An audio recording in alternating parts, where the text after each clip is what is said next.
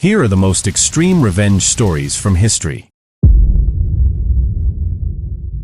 In the year 1340, Portugal was a small kingdom trying to survive in a dangerous political neighborhood. To the east stood Castile, larger, stronger, and always watching. The King of Portugal, Afonso IV, believed peace was more valuable than pride. To secure that peace, he arranged a political marriage for his son, Prince Pedro. Love was not part of the plan. Stability was. Pedro was not excited about the marriage. He knew it was a duty, not a choice. Still, when the Castilian royal procession arrived in Lisbon, everything changed. Among the noblewomen stepping from the carriage was a woman whose presence immediately caught Pedro's attention. She was not his bride. Her name was Ines de Castro, a lady-in-waiting to the Castilian princess Constanca, the woman Pedro was meant to marry. From the first moment, Pedro was captivated. And just like that, the course of a kingdom and a heart would be altered forever. The marriage to Constanca went ahead as planned. But behind the formal smiles, Pedro's heart belonged to Ines. What began as glances and quiet conversations soon became an open secret. The prince and Ines grew inseparable, and the court whispered constantly. Constanca, aware of the affair, tried to fight back within the limits allowed to her. At one point, she attempted to bind Ines spiritually to the family in a way that would have made the relationship unacceptable. Fate intervened when the child involved died shortly after birth, and the plan collapsed. While the queen struggled privately, King Afonso saw a much greater danger forming. Ines was not just a woman of the court. Her brothers were powerful Castilian nobles, living in exile. As Pedro's affection for Ines deepened, her family gained influence. Positions, favors, and trust followed. To Afonso, this was a nightmare. Portugal was slowly becoming vulnerable to Castilian politics through his own son. He tried to act quietly at first. Ines was sent away from court, moved from place to place across the Iberian Peninsula, but distance failed. Pedro wrote constantly, ignored his duties, and remained emotionally tied to her. Eventually, Afonso allowed Ines to return closer to Lisbon, believing supervision was safer than separation. It was a mistake,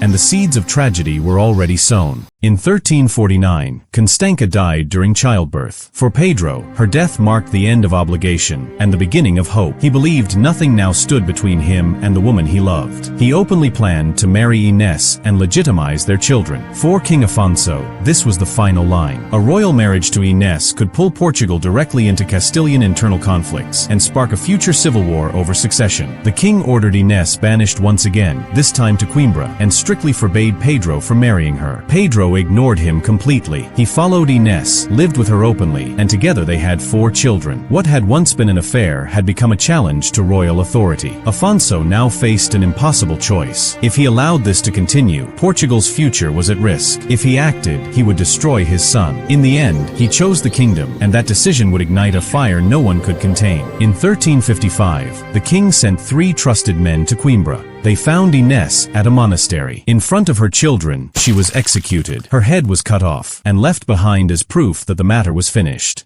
Pedro returned to find the woman he loved dead. His grief was immediate and overwhelming. Witnesses described him screaming, collapsing, and blaming himself for failing to protect her. But grief did not last. It hardened into rage, and that rage had a target. Pedro raised an army and turned against his own father. Towns in northern Portugal were attacked and terrorized. The very civil war Afonso had tried to prevent now burned across the kingdom. Father and son fought for nearly a year, weakening Portugal from within. In the end, Pedro was forced to surrender. His mother intervened, negotiating peace between them. The war ended, but forgiveness never came. 2 years later, King Afonso died. Pedro ascended the throne as Peter I of Portugal, and now nothing restrained him. One of his first orders as king was clear. The men who killed Ines de Castro were to be found, no matter how long it took. The hunt lasted years. Eventually, 2 of the assassins were captured in Castile and dragged back to Portugal in chains. Their trial was public. The verdict was certain. Peter personally watched their execution. As punishment, he ordered their hearts torn from their bodies while they were still alive. According to chroniclers, the king screamed that they had destroyed his heart first.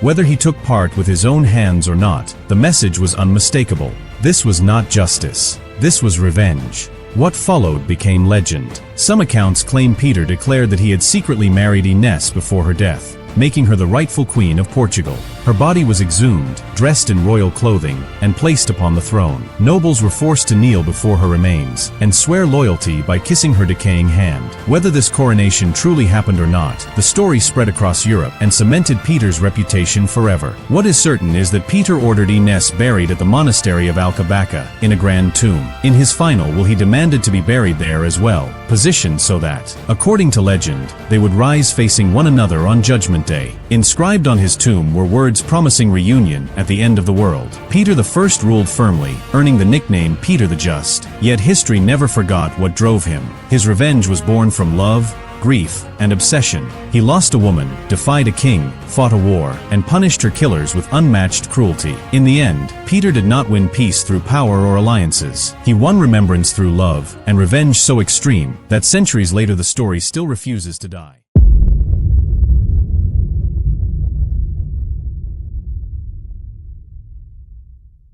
If you think Peter's story ends here, the next man's tale proves that revenge can be even more terrifying when shaped by fear itself. Before the world turned Vlad Dracula into a monster of fiction, he was a real man, living in a brutal reality. His story begins in the 15th century in a small but dangerous land called Wallachia. This region was trapped between two powerful enemies, the Kingdom of Hungary to the north and the Ottoman Empire to the south. Both wanted control, and Wallachia was too weak to resist either openly. Its ruler at the time, Vlad II, knew survival depended on balance. Any wrong move could mean invasion, execution, or total destruction. To keep peace with the Ottomans, Vlad II made a decision that would haunt his family forever. He sent two of his sons, Vlad and Radu, to the Ottoman court as hostages. They were not honored guests. They were political insurance. Vlad grew up surrounded by enemies, learning early that power was built on fear, obedience, and violence. While he lived under constant threat, far from home, Wallachia itself was falling apart. Inside the country, real power was not only held by the ruler, but by a group of wealthy nobles known as the Boyars. These men thrived during instability. Weak rulers allowed them to grow richer and stronger. When Vlad II began to stabilize Wallachia and limit their influence, the Boyars saw him as a threat. Instead of loyalty, they chose betrayal. In 1447, the Boyars joined forces with John Hunyadi, the most powerful figure in Hungary at the time. Together, they overthrew Vlad II. He was captured and murdered, but the Boyars were not satisfied with killing the ruler alone. They seized his eldest son Mircea. What followed was pure cruelty. Mircea was blinded with red-hot iron, then buried alive. This was not politics. It was a message. News eventually reached the Ottoman court. Vlad learned that his father had been killed and his brother tortured to death. The men responsible were still alive, still powerful, still ruling his homeland. From that moment on, Vlad's life stopped being about survival. It became about revenge. Vlad returned to Wallachia, determined to reclaim the throne. But power had already shifted. Another ruler had been installed, and Vlad was forced out once again. For the next 8 years, he wandered through foreign lands, moving between courts, studying enemies, and building alliances. He waited patiently, while Wallachia remained unstable. During this time, the Boyars supported a new ruler named Vladislav II.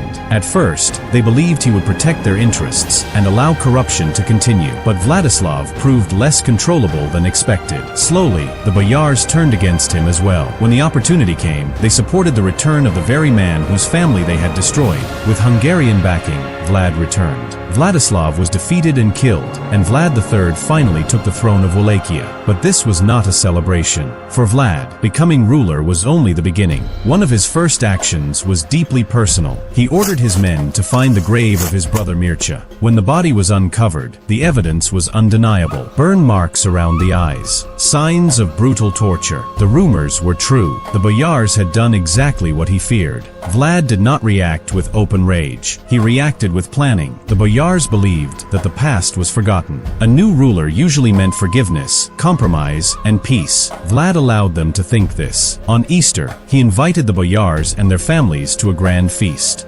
They arrived dressed in fine clothes, confident and relaxed. Food covered the tables. Wine flowed freely. Laughter filled the hall. Vlad played the perfect host. At the end of the feast, Vlad stood and asked them a question. He wanted to know how many rulers they had lived under during their lifetime. The Boyars laughed and answered proudly. Some said 10, others said 20. Even the oldest claimed they had seen countless rulers rise and fall. Then Vlad asked another question. If rulers changed so often, why did the same Boyars always remain in power? The mood shifted instantly. Soldiers stormed the hall. The Boyars were dragged outside, where sharpened wooden stakes had already been planted into the ground. The oldest nobles were punished first, lifted into the air, and lowered onto the stakes. Some died quickly. Others suffered for days, their bodies slowly collapsing under their own weight. This moment gave Vlad his infamous name, Vlad the Impaler. But the punishment did not end there. The wives and children were spared, not out of mercy, but to suffer differently. They were forced to march for days without food or water, until they reached a mountain cliff. There, Vlad ordered them to build a fortress using heavy stone. Many died from exhaustion, starvation, or falls. The fortress, later known as Poenary Castle, still stands today, a structure built from fear and revenge. Vlad's actions shocked everyone, but they achieved their purpose. The Boyars never challenged him again. Fear replaced corruption. Order replaced chaos. Vlad ruled through terror, because terror was the language his world understood. Vlad the Impaler was not born a monster. He was shaped by captivity, betrayal, and unimaginable loss. And long before legends turned him into a vampire, he had already become something far more frightening, a ruler who made betrayal impossible. Next, imagine a woman so patient and calculated that revenge spanned decades. A story where cunning, deception, and psychology were the weapons.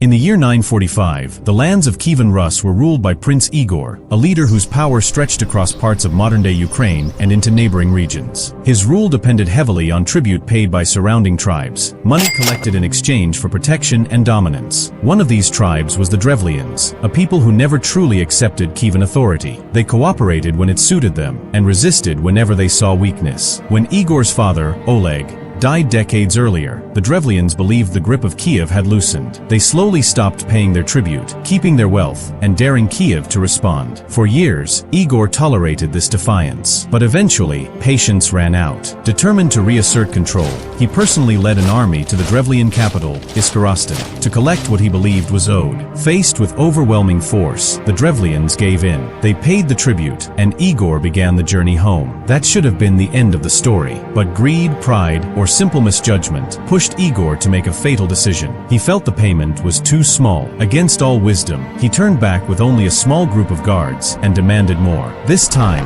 the Drevlians did not submit. Enraged by his return, they captured Igor and killed his men. For Igor himself, they chose a death meant to send a message. They bent 2 birch trees toward each other, tied one of his legs to each trunk, and released them. The trees snapped upright, tearing the prince's body apart. Kievan Rus had lost its ruler. With Igor dead, the Drevlians believed they had won. Their prince, Mal, went even further. He saw an opportunity not just to escape tribute, but to take control of the entire region. His plan was simple: marry Igor's widow, Olga, and claim power through her. Olga was now ruling as regent for her young son. When Prince Mal sent messengers to Kiev with news of Igor's death and a marriage proposal, they expected fear or surrender. Instead, Olga remained calm. She welcomed the ambassadors politely and told them to return to their boat and rest. She promised that her people would escort them into the city the next day with proper honor. That night, while the Drevlians slept, Olga ordered a deep trench dug outside the city. The next morning, her men lifted the ambassadors, still sitting in their boat, and carried them toward Kiev. The men believed they were being treated like royalty. Their pride turned to terror when the boat was dropped into the pit. Without hesitation, Olga ordered the trench filled. The ambassadors were buried alive, but Olga was far from finished. She sent a message to Prince Mal, requesting a second delegation, this time made up of the most distinguished Drevlian nobles. She claimed she wished to travel to him as his bride, and wanted a proper escort. Unaware of the fate of the first group, the Drevlians agreed. When these men arrived in Kiev, Olga invited them to relax in a bathhouse before meeting her. As they entered and began washing, her soldiers locked the doors and set the building on fire. No one escaped. Still, Olga continued the deception. She sent word again, saying she would soon come to Iskorostan, but wished first to honor her dead husband with a funeral feast. The Drevlians, confused but hopeful, prepared a massive celebration. Olga arrived and encouraged them to drink with her. Grief turned into drunkenness. When the night was at its darkest and the men could barely stand, Olga gave the signal. Her soldiers, who had remained sober, slaughtered slaughtered the Drevlians without mercy. Thousands were killed. Olga herself was said to have watched without emotion, urging the massacre forward. After this bloodbath, Olga returned to Kiev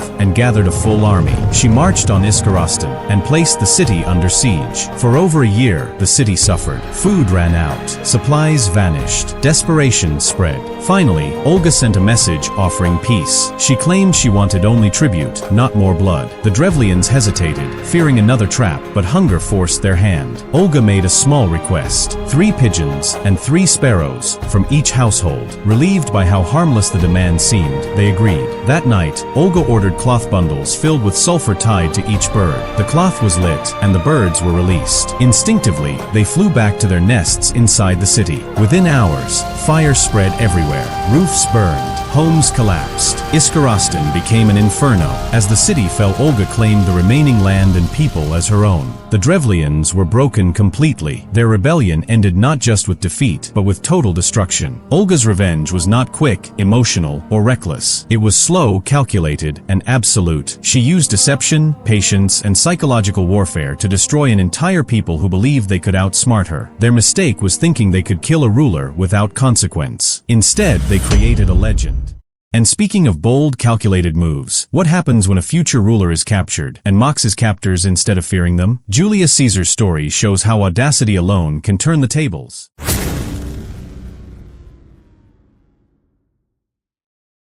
In 75 BCE, a young Roman noble named Julius Caesar was sailing across the Aegean Sea on his way to the island of Rhodes. He was only about 25 years old, not yet famous, but already confident, ambitious, and fully aware of his own importance. During the journey, his ship was intercepted by a group of pirates operating in the region. Caesar was captured and taken prisoner. The pirates quickly realized that their captive was no ordinary traveler. His clothing, his servants, and his manner all suggested wealth and status. They decided to demand a ransom of 20 talents of silver, a sum that would already make them rich. When Caesar heard the amount, he did not panic. Instead, he laughed. He told them the ransom was far too low for someone like him, and insisted they raise it to 50 talents. The pirates were stunned, but they agreed. Caesar sent his companions to gather the ransom money, while he remained behind with the pirates. He was taken to their island base, where he was held for more than a month. But Caesar never behaved like a captive. He walked freely among the pirates, slept when he wished, and acted as though he were in charge. When they were loud, he ordered them to be quiet. He spent his days exercising, writing speeches, and composing poetry. He forced the pirates to listen to his work and criticized them when they did not understand it. He mocked them openly and treated them like subordinates rather than enemies. During his captivity, Caesar repeatedly warned them that once he was free, he would return and have them all executed. He spoke about it casually, even jokingly. The pirates laughed, assuming it was empty talk. No hostage had ever spoken to them this way before. After 38 days, Caesar's companions returned with the 50 talents of silver. Caesar was released, and the pirates sailed away, celebrating their success. They believed the encounter was over, but Caesar did not see it that way. Almost immediately after gaining his freedom, he went to the local Roman authorities and demanded ships and soldiers. When they moved too slowly, he raised his own small force. Without hesitation, he sailed straight back to the pirates' island. The attack was swift. The pirates were caught completely off guard. Caesar captured every man involved in his kidnapping and recovered the entire ransom. The pirates were taken prisoner and sentenced to death. Caesar kept his promise. They were crucified, the standard punishment for pirates under Roman law. However, despite everything, Caesar ordered their throats cut first, sparing them a slower and more painful death. It was the only mercy he showed. This episode revealed something crucial about Julius Caesar. Even as a young man, he believed power belonged to those bold enough to take it. He did not wait for revenge. He did not forget insults. And when he made a threat, he followed through. The pirates thought they had captured a rich Roman noble. What they actually captured was a future ruler of Rome, and they paid for that mistake with their lives. And finally, in a story that proves patience can be as deadly as boldness, we turn to Shi Jinqiao, whose vengeance would span nearly a decade and change the fate of her family forever.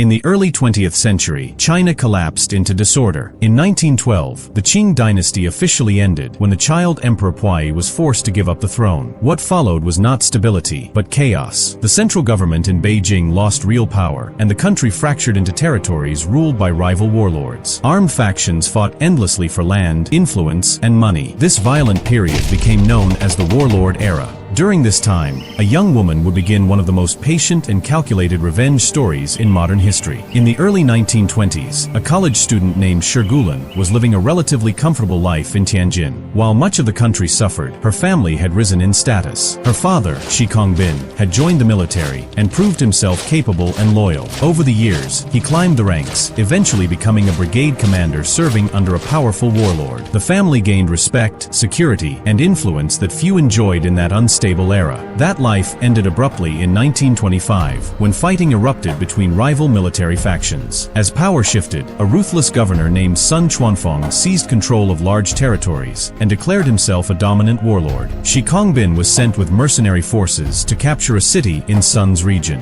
At first, the operation went smoothly. Then, everything went wrong. Sun Quanfong personally led a surprise attack. Shi Jinqiao's forces were overwhelmed. He was captured alive. The next day, he was taken to a railway station, tied up, and publicly executed. His head was severed, placed on a bamboo pole, and displayed for the crowd. It was not just an execution, it was a deliberate message meant to humiliate and terrify. When news reached Shi Jinqiao, she was devastated. She mourned her father deeply, but grief soon turned into something colder and more dangerous. The public display of his head was not only murder, it was an insult meant to erase his honor and disgrace his family. In her eyes, this could not be forgiven. She swore revenge, but the reality was harsh. Sun Quanfong was now one of the most powerful men in China, protected by armies and loyal officers. Shi Jinqiao was only 21 years old, a student with no weapons, no soldiers, and no political power. Direct revenge was impossible, so she chose patience. She changed her name to Shi Jinqiao, meaning rising sword, and disappeared from public life. For years, she studied her enemy. She learned his movements, his habits, his weaknesses. She trained herself physically and mentally. She learned how to use firearms. She waited as the political situation slowly shifted. Nearly a decade passed. By the mid-1930s, Sun Quanfong's power had begun to fade. He had withdrawn from active command and was living with reduced protection. Shi Jinqiao saw her chance. In 1935, she traveled alone to the city where he was staying. She gained access under false pretenses and confronted him face to face. She did not hesitate. She shot Sun Quanfong multiple times at close range, killing him instantly. Her revenge was complete. Shi Jinqiao did not flee. She surrendered herself to the authorities. During her trial, she openly explained her actions. She spoke calmly about her father's execution, the public humiliation, and the years she spent waiting for justice that never came. Her story spread across China and shocked the nation. Public sympathy was overwhelming. The court sentenced her to death, but massive public pressure forced the government to reduce the punishment. Her sentence was eventually commuted, and she was later released. Having avenged her father and restored her family's honor, Shi Jinqiao withdrew from public life. She lived quietly for the rest of her years and died peacefully in 1979 at the age of 74. She never sought fame. She never celebrated her act. She simply waited, struck once, and disappeared, leaving behind one of the most disciplined revenge stories in history. And there it ends. From Peter's obsession to Vlad's terror, Olga's deception, Caesar's audacity, and Shi Jinqiao's patience. 5 lives shaped by one force: revenge. Each different, each extreme, yet all proving the same truth. When pushed beyond the limit, human resolve becomes unstoppable. What do you do when history leaves no mercy? You remember, you strike, and your legend is born.